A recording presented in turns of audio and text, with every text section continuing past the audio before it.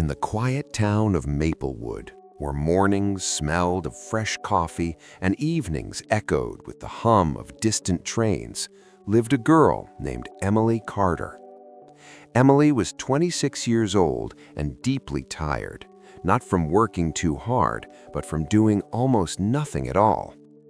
She lived in her childhood home, slept late, scrolled endlessly through her phone, and postponed every meaningful decision with the same sentence: "What's the point? I'm already late." Late to start a career, late to learn something new, late to become someone she could be proud of. Emily wasn't unintelligent. She wasn't unlucky. She was simply lazy, and worse, convinced that time had already defeated her. Every morning she promised herself she'd do better, and every afternoon she found a reason not to. When her friends talked about promotions or passions, she smiled politely and changed the subject. When her parents asked about her future, she said, "I'm figuring it out," while knowing she wasn't trying at all. Deep down, Emily believed a dangerous lie. If you don't start early, you shouldn't start at all. The ordinary world. Her days blended together: Netflix, snacks, naps, excuses. Maplewood stayed the same, but Emily felt like she was slowly disappearing inside herself. One afternoon, she overheard two teenagers at the local cafe talking about college plans. They were excited, nervous, full of dreams. Emily felt something twist in her chest. "They're already ahead," she thought, "and I'm still here." That night, she lay awake staring at the ceiling, haunted by a question she tried to ignore. Is this really the rest of my life? The call to adventure. The call came unexpectedly.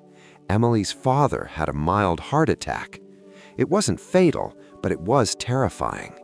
Sitting in the hospital hallway, Emily watched her parents look suddenly older, smaller. For the first time, she felt time rushing forward without asking her permission. Her father squeezed her hand and said softly, "Em, life doesn't wait. Don't make the mistake I did, thinking you have forever." Those words followed her home. They echoed through the quiet house, through the silence of her unused notebooks and untouched ambitions. Something cracked. Refusal of the call. For a week, Emily tried to ignore it. She told herself she'd change next month, that she'd start when things felt right, that she was too old to begin anything meaningful anyway. The fear was overwhelming: fear of effort, fear of failure, fear of looking foolish for starting late. Laziness wrapped itself around her like a blanket, warm and familiar. But guilt crept in too. Meeting the mentor. One rainy morning, Emily wandered into the town library, more out of boredom than purpose. There, she met Mrs. Helen Brooks, a woman in her late 60s who volunteered behind the desk.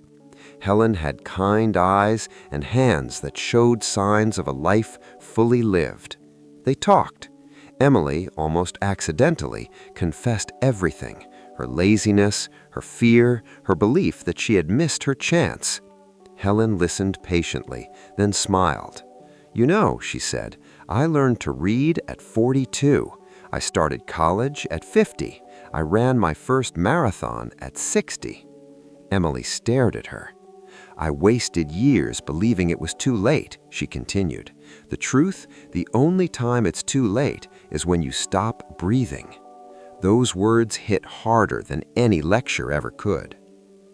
Crossing the threshold. That night, Emily made a small decision. Not a grand transformation, not a perfect plan, just one step. She set an alarm for 7 a.m., and when it rang, she didn't snooze it. It felt ridiculous, celebrating something so small, but for Emily, it was the first act of resistance against the life she had been avoiding. Tests, trials, and failure. The journey wasn't pretty. Emily tried learning graphic design online, a dream she once had, and failed repeatedly. She quit for days at a time. She compared herself to younger, faster learners. She doubted everything. Some days she slipped back into old habits. But something had changed. Every time she wanted to quit, she heard Helen's voice. Every time she felt too old, she remembered her father in the hospital.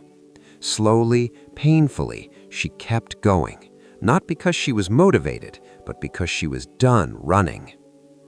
The transformation. Months passed. Emily began freelancing for small local businesses.